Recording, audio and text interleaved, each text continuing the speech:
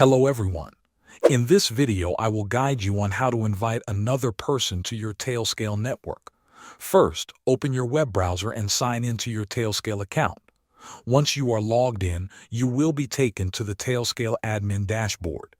This is the main page where you control your network settings and users. Now look at the top of the page. You will see several options in the menu. From these options, click on Users.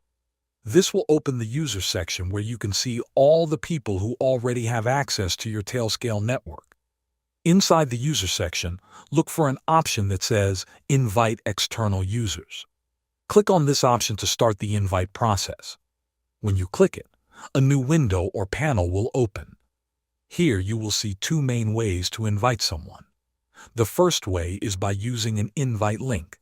You can copy the invite link shown on the screen.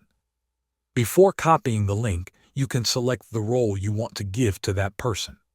The available roles may include member, network admin, IT admin, or other roles depending on your setup. After that, copy the invite link and send it to the person using email or any messaging app. The second way is to invite someone directly by email.